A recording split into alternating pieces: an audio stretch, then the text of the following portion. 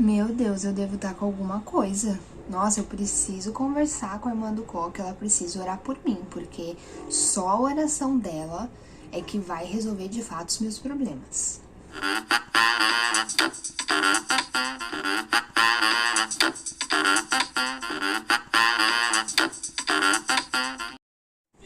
E aí? Você já fez isso alguma vez?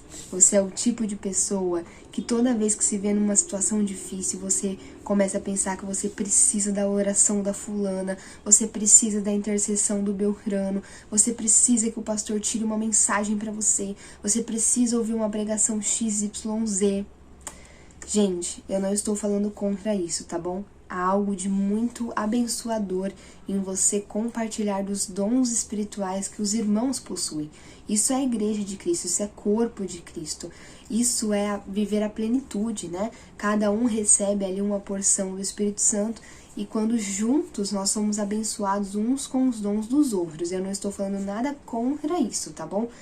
Mas hoje eu quero falar sobre um outro assunto. Eu quero falar sobre a nossa tendência de colocar intermediários na nossa relação. É absurdo como o ser humano precisa colocar intermediários na relação com Deus. A gente cai nessa o tempo inteiro. E isso é um grande perigo. Por quê? Porque é uma mentira. Nós não precisamos de intermediários na nossa relação com Deus, porque Jesus Cristo é o nosso intermediário. Ele já morreu, já ressuscitou por nós, e agora, por causa do seu sacrifício, nós temos acesso direto ao Pai. É por isso que quando nós oramos, no final nós dizemos, em nome de Jesus, amém. Significa que o próprio Jesus Cristo é aquele que está intermediando a nossa relação. Nós podemos falar direto com Deus, não precisamos de terceiros. E isso é muito importante da gente lembrar. Por quê? Infelizmente, é muito comum nós vermos pessoas que são muito apegadas à ideia de que sempre os outros são mais espirituais do que elas. Então, elas não podem ler a Bíblia e tirar uma conclusão boa ou bastante daquela palavra lida por si só. Elas precisam de um intermediário. Eu não posso orar por mim mesma que não vai ter o mesmo efeito. Eu preciso de um intermediário. Eu não posso adorar porque, não, tem que ser a fulana, porque fulana sim é mais espiritual. Fulana tá ali, ó, tete a tete com Deus. Eu não tô. Tome muito cuidado com isso, porque isso é uma mentira. E o inimigo ama essa mentira. Ele ama colocar na sua cabeça que você precisa de intermediários para se relacionar com Deus. Sabe por quê? Porque você não se relaciona. Porque aí você coloca no ombro do outro e nunca se relaciona. Não tem intimidade, o seu relacionamento com Deus se torna como um barganha, se torna uma coisa distante, se torna prestação de contas e não relacionamento entre pai e filho, entende? Então isso é muito sério. Deixa eu te contar uma coisa. Você sabia que desde o princípio da criação Deus busca por relacionamento com seus filhos? Sim, Deus busca por relacionamentos. Gente, Adão e Eva poderiam ter sido colocados em qualquer parte da criação, mas Deus resolveu colocar eles no Jardim do Éden, um lugar especial. Um lugar especial onde a presença de Deus se manifestava todas as tardes ali com ele. A palavra de Deus diz que Deus caminhava com eles pela tarde e conversava com eles a respeito do dia. Deus é um Deus de relacionamento. Ele ama isso. Isso é tão nítido que quando Adão e Eva pecam e então se escondem da presença de Deus, achando que podem se esconder da presença de Deus, quando Deus aparece no Jardim do Éden, gente, ele sabia de tudo que eles tinham feito, não tem como mentir, esconder nada de Deus.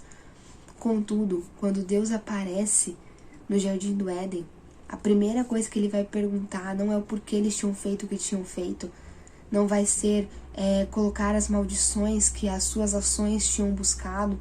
Não, quando Deus aparece, ele pergunta para Adão por que ele estava se escondendo de Deus. Por que ele estava fugindo da presença de Deus. Essa vai ser a primeira pergunta. Sabe por quê, gente? Porque Deus está muito preocupado com o relacionamento, é o que ele busca. E a partir do momento que homem e mulher pecaram, o pecado nos afastou de Deus, quebrou o nosso relacionamento com Ele. O salário do pecado é a morte, nos matou espiritualmente, nos distanciou de Deus. E isso fere o coração do Senhor, porque Ele é um Deus de relacionamento, Ele é Deus Pai e deseja ter relacionamento com seus filhos desde o princípio. Mas Deus é tão maravilhoso, tão bondoso e tão amoroso que ele tem um plano, ele tinha um plano e esse plano se concretizou para restabelecer o relacionamento com os seus filhos. E esse plano é chamado de Jesus Cristo. Desde o começo, gente, é por isso que é incrível como a Bíblia conta uma história só, porque lá em Gênesis a gente já vê Deus falando que do ventre da mulher nasceria um homem que pisaria a cabeça da serpente. Ali Deus já estava revelando uma parcela do seu plano, a vinda de um homem nascido de mulher, Jesus Cristo, nascido do ventre de Maria, que pisaria a cabeça da serpente, que venceria a morte, que venceria o pecado, que nos daria o direito à vida. Um pouquinho mais para frente da Bíblia, a gente vai ter ali Deus passando para Moisés algumas orientações para a construção de um tabernáculo. O tabernáculo era uma espécie de templo móvel, como se fossem várias tendas que formavam um templo, só que conforme eles migravam no deserto, conforme eles andavam no deserto, aquele tabernáculo poderia ser levado junto para outros lugares. Então o tabernáculo era um templo móvel. E Deus vai passar ali várias orientações para Moisés de como aquele tabernáculo deveria ser feito. Isso é muito interessante porque a Bíblia passa para a gente detalhe por detalhe de como o tabernáculo deveria ser construído, as medidas e tudo mais. Sabe por quê, gente? Porque no céu havia um tabernáculo, ou melhor, havia um templo. E esse tabernáculo que Moisés estava construindo, que Deus deu orientação para que Moisés construísse, seria uma sombra daquilo que havia no céu. Por isso as medidas são tão precisas, por isso são orientações tão certeiras, porque Moisés construiria algo que já existe no céu. E nesse tabernáculo, gente, que Moisés vai construir, na parte interna havia 2 espaços, o lugar santo e o lugar santíssimo. Eu não vou me prolongar falando muito sobre os detalhes do que havia em cada espaço, porque são inúmeros. A Bíblia é maravilhosa, é uma simbologia perfeita, você vai ver como tudo tem um propósito, tudo tem um porquê, é demais, sério. Se você gostar do assunto, busque saber sobre isso, sobre o templo do Senhor e o significado de todos os utensílios lá dentro, como eram usados, nossa, é incrível mesmo. Mas hoje eu quero falar sobre o lugar santíssimo, que era o lugar onde ficava a Arca da Aliança. A Arca da Aliança era a representação máxima da presença de Deus, tipo o trono, sabe? Como se fosse o trono, assim, como se fosse o lugar onde o rei senta, tipo isso. A Arca da Aliança era o ponto alto da presença de Deus, e ela ficava nesse lugar santíssimo. Significa que nesse lugar santíssimo é onde a presença de Deus se manifestava, onde o próprio Deus descia e habitava ali naquele lugar santíssimo. E, portanto, era um lugar cheio de regras para poder chegar naquele lugar. Primeiro que só o sumo sacerdote poderia entrar lá.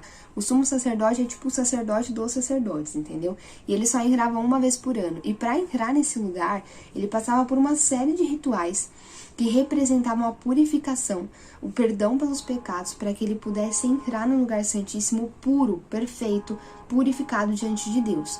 Por quê, gente? Porque o perfeito não habita com o imperfeito, a luz não habita com as trevas. Deus é perfeito, Deus é puro e santo. Então, no lugar santíssimo não tinha espaço para o pecado, não tinha como entrar o pecado. É por isso que o sumo sacerdote passa por todos esses rituais, por todos esses processos antes de entrar. E o que ele fazia? Por que ele entrava lá? Ele entrava lá para pedir o perdão para Deus pelos pecados cometidos por ele e pelo povo. Então ele entrava e aspergia lá o sangue na Arca da Aliança, passando praticamente essa mensagem, pedindo perdão pelo pecado cometido, né, pelo pecado que o povo tinha cometido, que ele tinha cometido. Então esse momento era um momento muito importante ali nas festas judaicas, né, nas datas importantes do povo judeu, e acontecia uma vez ao ano. E como eu disse, só podia ser o sumo sacerdote. E o lugar santo era separado do lugar santíssimo por um único véu, um único tecido, que fazia essa divisão, fazia essa barreira entre o lugar santo e o lugar santíssimo. E só podia passar, então, pelo tecido o sumo sacerdote em uma determinada época do ano, tendo passado por uma série de rituais de purificação. Tá, Gi, por que você está falando tudo isso? Porque no Novo Testamento a gente vai ter o plano de Deus se concretizando. Lembra o homem que nasceria de uma mulher que pisaria a cabeça da serpente? Pois bem, no Novo Testamento nós temos Jesus nascendo de Maria, o próprio Filho de Deus encarnado, 100% homem, 100% Deus. Ele viveu as nossas dores, ele conheceu as nossas dores. Gente, isso é muito sério, ele conheceu de fato. E não foi só no momento do seu sacrifício, mas ao longo de toda a sua existência terrena. Ele viveu as tentações humanas, ele passou pelas dificuldades humanas, mesmo sendo puro. Ele foi tentado em tudo, então ele conhece a nossa dor. É tão profundo que Deus de fato conhece toda a nossa dor, porque você sabia que Jesus era alvo até de fofoca? Gente, porque pensa comigo, Maria engravidou de Jesus, ela era prometida a José, ou seja, como se ela estivesse noiva, mas ela não era de fato casada com José ainda, e ela vai engravidar. Mas José não vai abandonar Maria porque o próprio anjo vai aparecer para ele explicar as coisas. E ele então resolve ficar com Maria. Mas você acha mesmo que o povo fofoqueiro deixou passar essa diferença aí de tempo? Claro que não.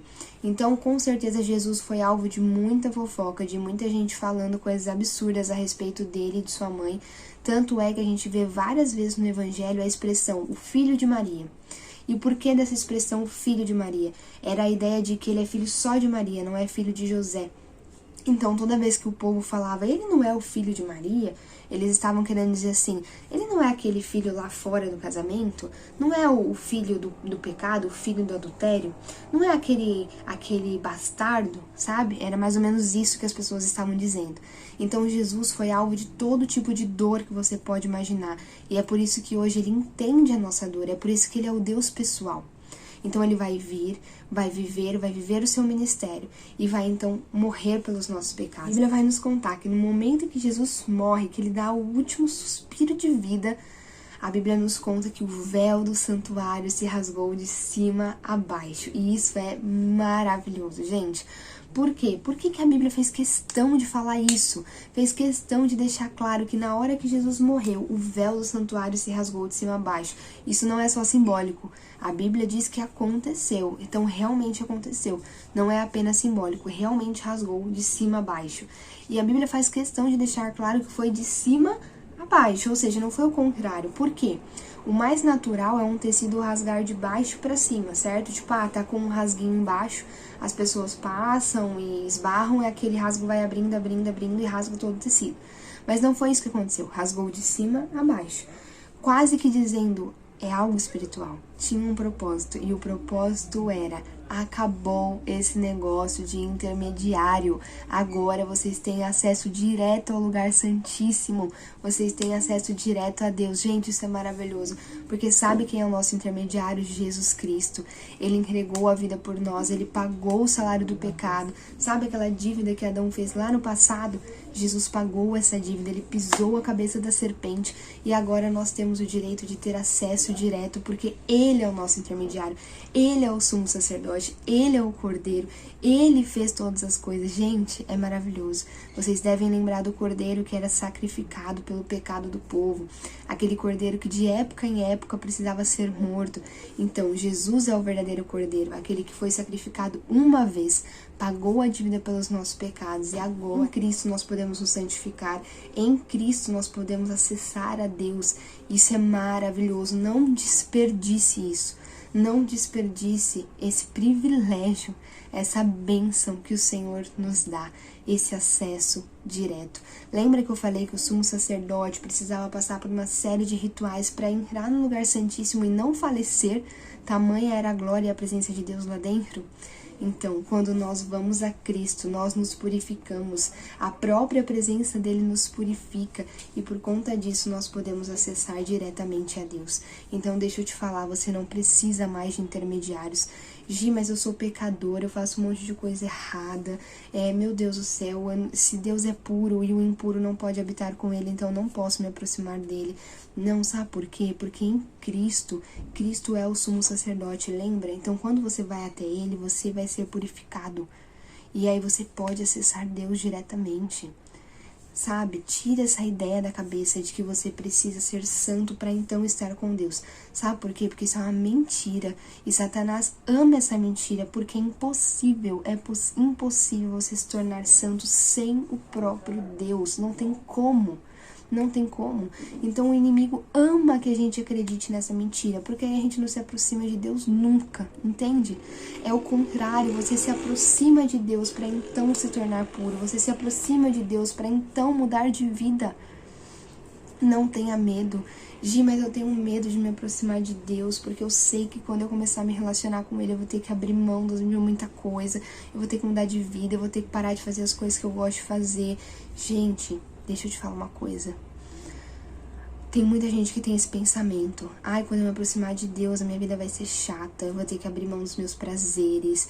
Ai, eu vou ter... Não, isso não é pra agora, deixa lá pro final da vida. Meu Deus, não faça isso, não caia nesse engano. Sabe o que acontece? Quando a gente tá distante da luz, a gente tem uma visão dificultada. A gente precisa de luz para enxergar. E muitas das coisas que nós fazemos e vivemos, que não é do agrado de Deus, são coisas danosas para nossa própria alma, para o nosso próprio corpo, para o nosso próprio espírito. A questão é que a gente não consegue enxergar isso quando nós estamos distante do Pai. A gente não consegue ver. Deus não te pede transformação de vida porque Ele é um Deus carrasco, que quer te ver mal, que não quer te ver ter prazer em nada. Não é isso. Ele te pede mudança de vida porque Ele sabe o mal que as suas atitudes estão causando a você mesmo. Isso é muito sério. Quanto mais você se aproxima de Deus, mais luz você recebe, melhor você enxerga aquilo que você faz e mais você quer se livrar daquilo que desagrada a Deus. Você começa a ter repugnância daquilo que desagrada a Deus. Não porque por religiosidade, mas porque você entende que realmente aquilo te faz mal e você então quer ser livre disso. E pelo próprio Espírito Santo você começa a ser limpo. É uma ação espiritual, não é forçosamente, não é de fora para dentro, é de dentro para fora. Eu sempre falo isso aqui no canal. Então não tenha medo, não permita que ninguém seja o seu intermediário. O seu intermediário é Jesus Cristo, é Ele que intercede por você, Ele abriu o caminho, você tem acesso direto a Deus. Não anule o sacrifício de Cristo, não torne o sacrifício de Cristo em vão na sua vida, mas faça bom uso dele, acesse direto ao Pai. Ore, leia a Bíblia, adore, você pode fazer isso. Se falaram pra você que você não podia porque você não é apóstolo, porque você não é bispo, porque você não, sei lá, não tem um cargo na igreja, não acredite nisso. Isso é mentira. Não existe mais isso. Você tem acesso ao Pai. Quando eu falo que não existe mais isso, gente, eu estou dizendo que não existe mais intermediários. Nós podemos falar direto com Deus. Nós podemos nos relacionar direto com Deus. Não só podemos, como devemos. Não desperdice isso. Não abra mão da sua intimidade com o Senhor. É maravilhoso, repito, é maravilhoso poder contar com o corpo de Cristo, com os diferentes dons, com o apoio dos irmãos, com a oração daqueles que nós amamos. É maravilhoso, você pode e deve sim contar com os dons dos outros, as orações, os louvores, a palavra, claro. Mas não se apoie nisso. Tenha o seu próprio relacionamento. Dite, você pode orar, você pode ler a Bíblia, você pode adorar, você pode conversar com Deus, você pode ter um relacionamento direto com Ele. É isso que Ele procura desde o início. Deus te abençoe e até a próxima.